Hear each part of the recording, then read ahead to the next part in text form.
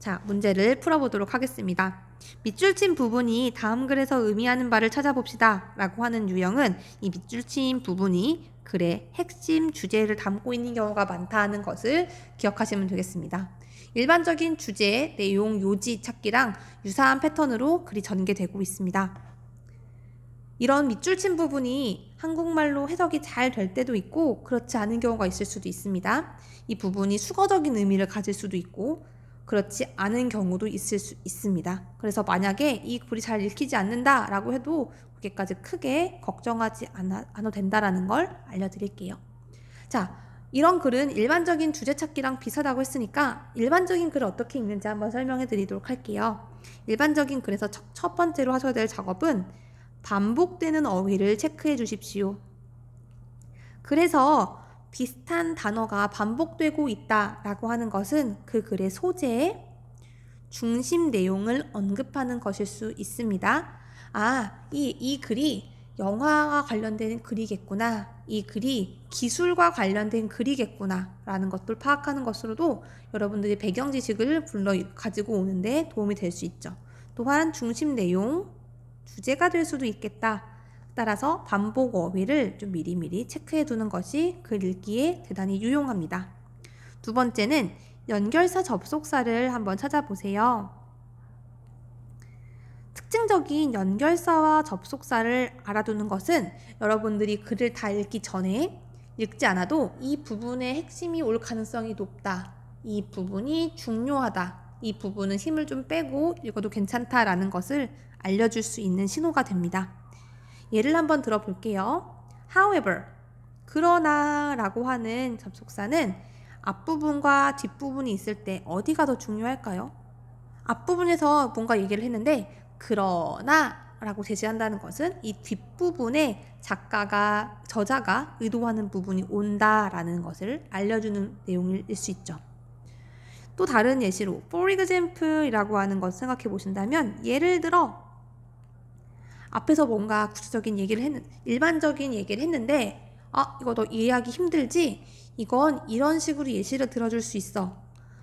따라서 for example이 나오면 앞부분에 포커스를 들고 읽어줘야 되겠다라는 걸 기억하시면 됩니다.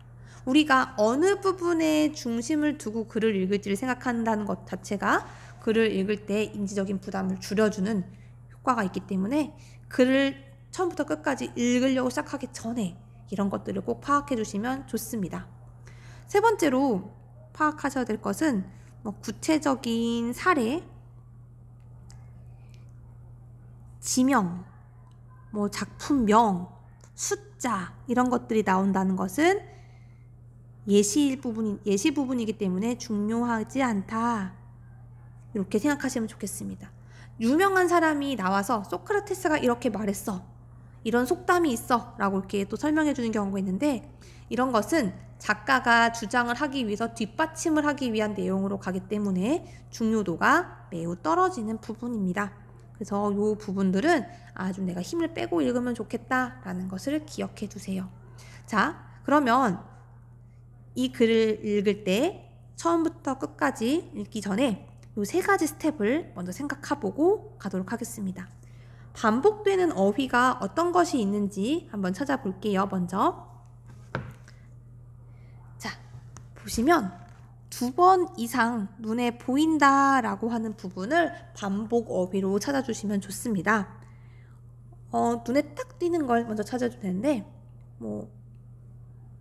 전자레인지, 마이크로웨이브가 자주 눈에 보입니다. 또 어떤 게 2번 이상 반복이 되냐면 냉장고, 또 어떤 게 눈에 보일까요? 여러분들의 독해 실력에 따라 좀 다르겠지만 이런 것들도 눈에 보일 수 있습니다. 전자레인지나 냉장고나 컴퓨터나 다 우리가 가정에서 사용하고 있는 기계 관련된 내용이겠네요. 그러면 이 글은 전자제품 이런 걸 얘기하는 건가? 또 다른 키워드가 뭐가 있나 또 한번 봤더니 테크놀로지, 기술, 기술 이런 것들이 눈에 띕니다. 그러면 기술에 관련된 내용인가? 가전제품 기술에 대한 내용인가? 라고 우리가 좀 소재를 좁혀볼 수 있겠죠. 그리고 연결사와 접속사가 독특한 게 있는지 또 확인을 해보고 읽도록 하겠습니다. 눈에 크게 딱 띄는 것은 어떤 것이 있을까요? so. 그래서 이 글쓴이가 자신의 의견을 정리하는 부분이 밑줄을 그어놨군요. 나머지가 눈에 보일 수도 있고 안 보일 수도 있으니까 그런 것들은 그렇게 크게 개의치 맙시다. 그 다음에 뭐 구체적인 예시, 사례가 나왔나 봤더니 지명이 나왔네요. 실리콘밸리라고 하는 것. 그럼 그쪽 부분은 어떻게 읽을 것인지 한번 힘을 쭉쭉 빼고 이제 본문으로 한번 읽어가도록 하겠습니다. 이 글에서 밑줄 친 부분은 해석이 좀 가능한 부분이 있습니다. 봤더니 컴퓨터 자르곤이 전문 용어라고 합니다.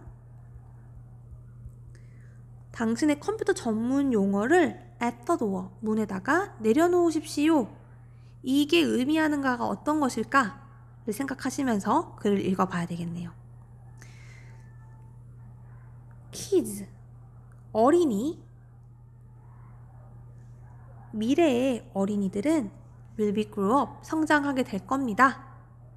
완전히 다른 관계를 가지고 성장하게 될 겁니다. 뭐 어떤 것과요? What we consider cutting edge technology today. 오늘날 최첨단의 기술이라고 간주되는 것과 다른 관계를 가지고 성장할 겁니다. 자, 어린이와 기술을 얘기하고 있네요.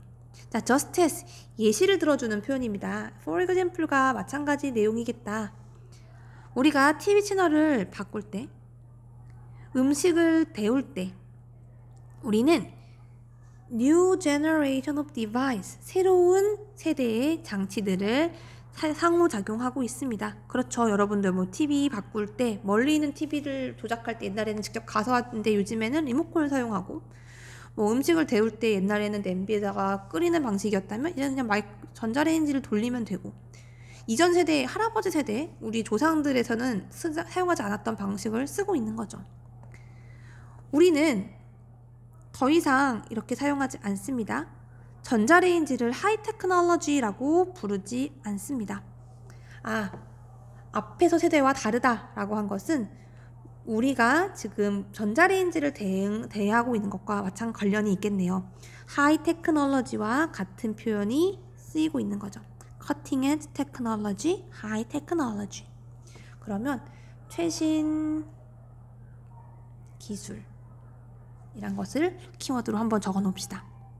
We don't, 우리는 생각을 멈추지 않습니다. 이런 비일상적인 것들을 봤을 때 냉장고한테 우유 주문해 라고 하는 것이 더 이상 낯설지 않은 거죠. 요즘에는 AI 장치가 달린 냉장고가 있으니까. Just like, 마찬가지로 그 냉장고 제조사들, 이제 앞으로 미래의 냉장고 제조사들은, 대부분의 회사들은 또 일상생활에 또 주의를 기울일 겁니다. 그래서 실리콘밸리라고 하는 것이 대표적으로 얘기하는 컴퍼니를 지칭하는 말이겠죠. 최근 몇십 년 동안 그 최신 회사들은 다양한 것을 쌓아오고 있습니다. 진짜 세계에서 항상 일어나고 있는 거죠. 어떤 것들? Economic Transportations. 자, 그러면 이 부분에다가 형광펜을 한번 두고 우리가 생각할 수 있겠네요. 이 사람이 말하고 싶은 건 이런 부분이 있습니다. Economic Transformation이 발생하고 있다는 거죠. 전문 용어는 내려놔라. 만약 너가 설명할 수 없다면 이라고 해서 can't, 여기 부분 또 체크합시다. 부정어는 항상 체크해야 돼요. plain language로 사용할 수 없다면, 자, 자르곤과 대조가 됩니다. 쉬운 말 plain language, 그 다음에 자르곤, 전문 용어는 대조가 되고 있습니다. 여러분들이 이걸 알면 되게 쉽게 풀 수 있는 문제였어요. 당신이 일반 대중에게 쉬운 말로 설명할 수 없다면 어떤 것에 대해서? 컴퓨터의 작용에 대해서요. 그것은 그냥 수다일 겁니다. 그냥 하는 소리일 겁니다. 라는 거죠. 쉬운 말로 설명하는 게 중요하다. 잘곤으로 어려운 전문 용어를 써서 말하지 말자라고 얘기하는 것을 확인할 수 있습니다. 자, 이걸 설명하기 위해서 앞 세대 얘기를 했던 거예요. 조상들은 리모컨이 없다는 걸 상상하지 못했을 거고 마이크로웨이브가 생각하면 되게 이상하다고 생각했을 텐데 자, 오늘날 살고 있는 우리는 그게 이상하지 않죠. 그럼 우리의 어린이들, 우리 자녀들은 또 완전히 다른 형태의 기술을 사용하면서 우리가 가지고 있는 태도와 다를 거죠. 우리는 지금 그런 게 그게 가능해? 너무 신기해? 라고 하겠지만 점점 여러분들의 자녀들, 미래 세대의 사람들은 너무나 당연한 것처럼 사용하게 될 거다라는 얘기를 하고 싶습니다. 그러면 전문 용어를 사용하지 말고 얘기를 하자. 뭐 이런 관련된 내용이니까 1, 2, 3, 4, 5번과 한번 비교해 보면서 이걸 다르게 표현할 수 있는 방법을 설명해 봅시다. 컴퓨터와 관련 있는 문제에 대해서 언급하지 않습니다. 지금 핵심은 용어, 어렵게 설명하지 말아라 라고 하는 거죠. 컴퓨터 기술을 얘기하지 않죠. 기술은 기술인데 컴퓨터에 한정된 기술은 아니니까요. 세 번째 넘어가고 네 번째 보시면 또 여전히 컴퓨터 기술을 얘기하고 있네요. 전문 용어를, 기술 용어를 배울 필요가 있다. 5번 어떻게 컴퓨터가 작용하는지 점점 가까워져라. 이 작동법에 대해서 얘기하는 건 아니었죠.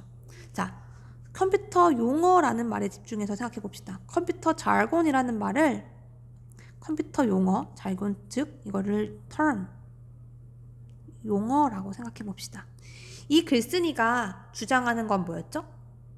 이런 전문 용어를 사용하지 말아라 라는 거였기 때문에 leave, 내려놔라. 어떻게 해라? 이렇게 할 수 없으면 그냥 그거는 내려놔라 라고 얘기했어요. 이게 가장 좋다라는 걸 얘기했기 때문에 이 밑줄 친 부분이 의미하는 것은 전문 용어가 아니라 일반적인 내용을 사용해라. 답은 3번이 될 수 있겠죠. 사용하지 마십시오. 더 이상 컴퓨터 전문 용어를 사용하지 마십시오. 어떤 전문 용어? 이해가 되지 않는 컴퓨터 전문 용어를 사용하지 말아라 라고 하는 답을 골라줄 수 있습니다. 모든 문장을 라인 바이 라인으로 독해하는 것도 중요하지만 그렇지 않고 키워드를 통해서 내가 내용을 가는 게 중요한데 그래서 핵심 부분은 뒷부분에 있다는 걸 다시 한번 기억해 주시면 좋겠어요. 아까 뭐라고 설명했냐면 구체적인 예시가 나오는 부분에서는 주제를 끌어올 수 없다라고 얘기했는데 여기서도 마찬가지로 마이크로웨이브, 레프리지레이터 이라는 부분에서는 글의 중심을 찾을 수가 없었습니다. 이 글쓴이가 말하고 싶은 바는 so 라고 하는 이 부분 뒷부분에 있는 당신이 이거 설명할 수 없다면 그렇게 하지 마십시오 라고 하는 부분, 이 부분을 패러프레이징한 내용이겠구나 라고 보시면 됩니다. 그래서 이런 논리 전개 방식을 이해하신다면 문제 푸는 데 도움이 될 겁니다.